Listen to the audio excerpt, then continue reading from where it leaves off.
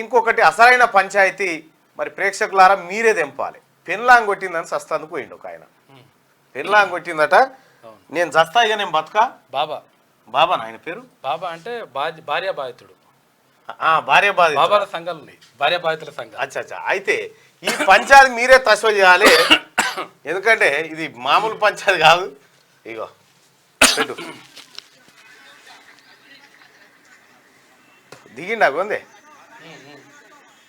ఇక వాళ్ళు వీళ్ళు బతిలాడితే ఎక్కిండు మెల్లగా.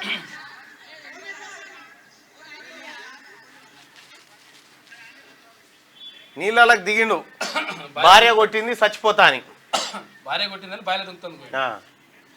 దుంకనే దుంకినట్టుండు ఆఖరికి. మొత్తానికి అగు మీదికి చేరిండు.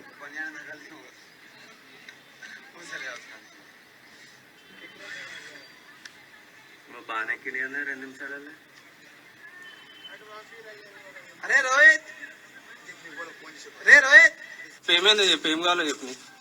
ఏం కొట్టుకోమని ఎట్లా కొడతారు పెట్టదు సార్, కరెక్ట్ కట్ చేసేది ఆయన సరే తెలిసిపోయినాం అనుకుంటున్నా. ఆమె పిల్లలు కూడా దగ్గర నాకు దగ్గర ఎత్తుకొని చాకలి ఇప్పిస్తే ఎవరు చాకలి తింటూ అవన్నీ చెప్పి నేర్పించింది ఆ పిల్లకి. మీ డాడీ ఏంటంటే చచ్చిపోయాడు అని నేర్పిస్తుంది. పరిష్కారం ఏంది? నేను చావాలా? ఒక మాట ఎప్పుర్రి, నేను చావాలా? ఇది ఈయన డిమాండ్ మిమ్మల్ని అడుగుతుండే. ఇప్పుడు నేను చావన్నా, నన్ను కొడుతుంది నా భార్య, నా బిడ్డని దగ్గర రానిత్తలేదు, నా బిడ్డకు చాక్లెట్ కొని ఇచ్చినా తీసుకొని ఇత్తలేదు, మీ డాడీ అంటే వాళ్ళని అడిగితే చచ్చిపోయిందని చెప్పాలన్నట అని. ఇక రాత్రిపూట ఇటు పోతే విపరీతంగా కొట్టుడు. సహజంగా రాత్రిపూట మొగోళ్ళు తాగొచ్చో పోవచ్చో భార్యను కొడతారు, కానీ ఈ ఉల్టా అయిపోయింది ఇలా కథ. ఇప్పుడు ఆ భార్యనే ఈ పంత వల కొడుతుందట. దద్దులు ఏడి కాడికి మొత్తం ఆగమాగం ఈ పంత కర్రెగా అయిపోయింది.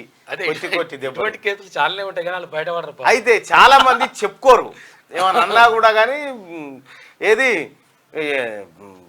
సావే సావే అని వట్టిగానే దర్వాజాను గుజ్జొస్తా ఉంటారు. ఆమె కొడుతుంటది,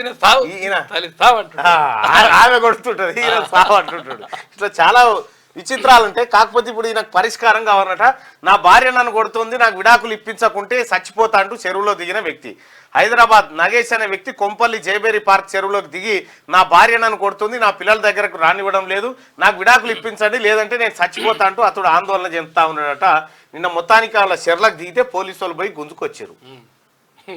ఇంకొకటి ఉండే, ఏది కామారెడ్డి కాన్నో భార్య కొట్టిందని పోలీస్ స్టేషన్ పోయి ఏడుస్తా ఉన్నాడు ఒక ఆయన.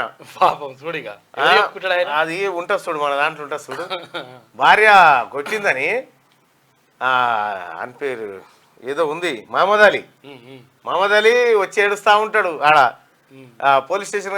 కొడతారు బిడ్డ కొడతారు, ఏం చేస్తాం, భార్యలు అన్నప్పుడు కొడతారు, పడాలని ఆ పోలీస్ ఆయన చెప్తున్నాడు. ఆడామె కొడితే ఏడుస్తారా అని ఇంకోటి అంటా ఉన్నాడు.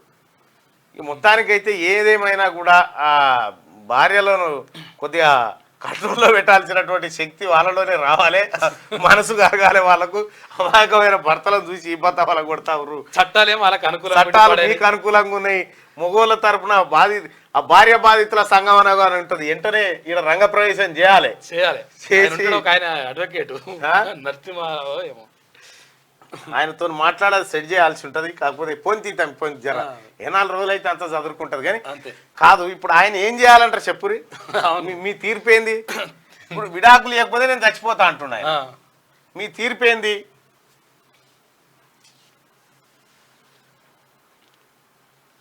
చెప్తలేదా మీరు? పెళ్ళాం కొడితే పెళ్ళాం కొడితే ఎట్టనం చేస్తాడు.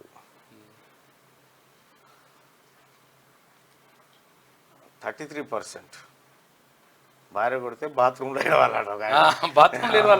భార్య కొడితే బాత్రూంలో ఏడవాలి కానీ బయటికి చెప్పుకోవాలి. బయట చెప్పుకుంటే చదువుతుంది. బాత్రూమ్ వెళ్ళి ఏడు అని అంటుండు. మంచిగానే ఉన్నారు మీరు కూడా, మంచిగానే సలహాలు ఇస్తాడు. అయ్యా ఎక్స్పీరియన్స్ ఉన్నట్టు అందరు నీళ్ళెక్కుంటారు. మరి వివిప్యాట్ నీకు ఓపిక ఎక్కువ కాబట్టి అటు ఏడుస్తున్నావు.